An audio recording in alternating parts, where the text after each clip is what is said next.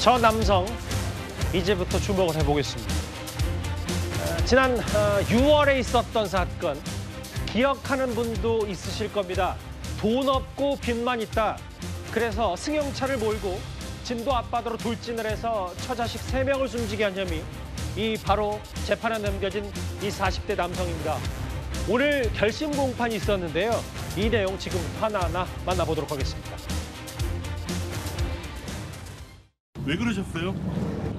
가족들에게 하실 말씀 없으세요? 가족들한테 미안하지 않으세요? 물에서 나와서 왜 혼자 도망가셨어요? 죽으려고 들어갔는데 갑자기 자기도 무의식으로 빠져나갔고 살려고 들어간 게 아니고 죽으려고 들어간 게 진도 앞바다에서 건져 올린 저 차량, 이 사건 다시 한번 되짚어볼 필요가 있습니다. 빚이 1억이 넘어서 가족을 차에 태워서 진도 앞바다로 돌진했고 아내와 고등학생 2 아들이 숨졌습니다. 본인은 바다에 빠진 뒤에 무의식적으로 홀로 탈출했는데 허주연 변호사님, 오늘 저희가 이 주제를 짚어본 이유, 오늘 결심 공판이 있었는데 이 자리에서 판사가 버럭한 일이 있었다면서요? 바로 이 피고인이 탄원서를 제출했다는 점에 대해서 이 판사도 정말 이게 무슨 탄원서를 누가 써준 것이냐, 이게 말이 되는 일이냐 이렇게 질타를 했다고 합니다. 정신이 뭐 하는 사람들인가, 사실 이게 정확한 발언으로 전해지고 있는데요. 그러니까 정상적인 정신 상태로 이런 사람, 이 비정한 아버지를 이제 아버지라고 부르기도 참 민망할 정도로 비정한 이 피고인을 선처를 해달라고 탄원을 할 수 있는 것이 과연 사람으로서의 도리인가, 이런 취지인 것으로 읽힙니다. 통상적으로 우리가 재판을 할 때 이렇게 형량을 줄이기 위해서 주변 사람들이 탄원서를 내거나 반성문을 쓰거나 이런 것들이 일반적이기 때문에 재판부에서 피고인이 자신의 어떤 형량을 줄이기 위해서 노력을 하는 걸 가지고 이걸 가지고 뭐라고 하는 것을 저는 제가 했던 재판에서는 한 번도 있었던 일이 없었고요. 그리고 통상적으로 이게 있는 일이 아닙니다. 상당히 이례적인데 그만큼 이 사건의 피고인이 얼마나 죄질이 불량한지를 재판부에서도 굉장히 깊이 통감하고 있다, 이런 신호로 읽히거든요.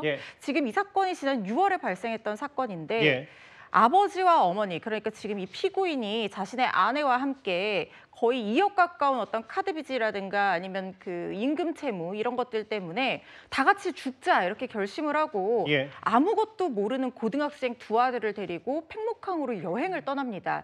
이 아이들은 아빠와 함께 엄마와 함께 오랜만에 여행을 떠난다고 해서 너무 좋아했다는 거예요. 맛집도 찾아보고 일정도 짜고 그러면서 즐겁게 차 타고 노래도 듣고 그러면서 갔는데 정작 그 숙소에서 1층에서 아이들이 즐겁게 라면을 먹고 있는데 그 숙소의 2층에서는 부모가 아이들을 죽이기 위해서 음료에 수면제를 타고 있었다는 겁니다. 거기다가 이렇게 잠들게 만든 아내와 처자식을 차에 태우고 바다에 돌진을 했는데 이 사람은 물이 차오르니까 두려워서 혼자서 수영을 해서 탈출했습니다. 그런데 아무런 구호 조치를 취하지 않았고요.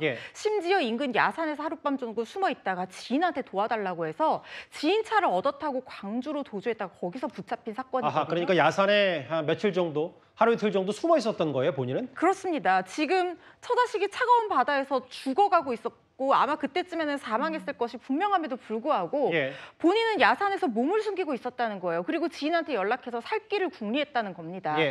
사실 이 사건이 처음 일어났을 때만 하더라도 이것은 사실 어떻게 보면 뭔가 금전적인 부분을 노린 계획살인이 아니냐, 이런 얘기까지 나왔을 정도로 이게 본인만 무서워서 탈출을 했다면 통상적인 부모의 마음은 적어도 구조 요청을 하거나 구조 시도를 할 법도 한데 자신만 탈출하는 이 비정함, 이게 흔히 찾아보기 힘든 범행이거든요. 아마 재판부에서도 이런 부분 충분히 감안해서 중형을 선고할 거라 생각됩니다. 그 의견서는 내가 썼다, 탄원서는 친형 지인들 통해서 냈다라고 변호인 측이 얘기했는데, 물론 뭐 잘못된 생각으로 아이들에게 죄송하다는 표현을 하긴 했어요.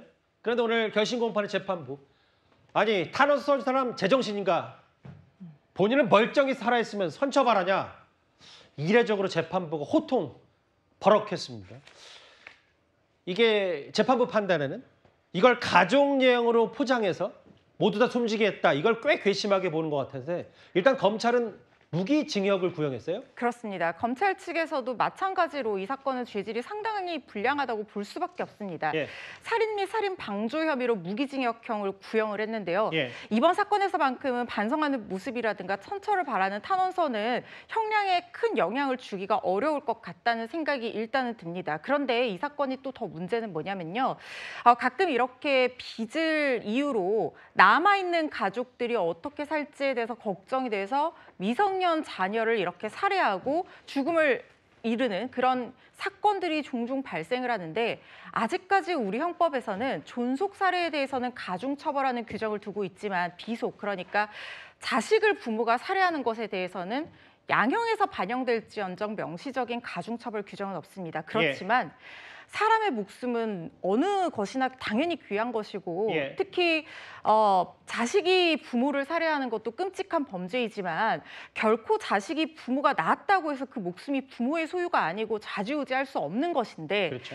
그런데도 불구하고 부모가 이렇게 마음대로 자식의 목숨을 좌지우지하고 살해까지 이르는 이런 끔찍한 범행에 대해서 가중처벌하는 규정을 두고 있지 않다는 것이 형평에 어긋난다는 지적들이 많았거든요. 최소한 존속 살해에 대한 가중처벌 규정을 둘 거라면 이런 비속 살해에 대한 가중처벌 규정도 형평을 위해서 마련해야 되는 것이 아니냐 이런 목소리도 높아지고 있습니다. 처자식을 죽이고 탄원서를 황당하게 썼다. 이게 지금 탄원 쓸 일이냐 판사가 버럭했던 얘기까지 오늘 처자식 일가족 살인 사건의 결심 고판 얘기가 저희가 준비한 10위였습니다.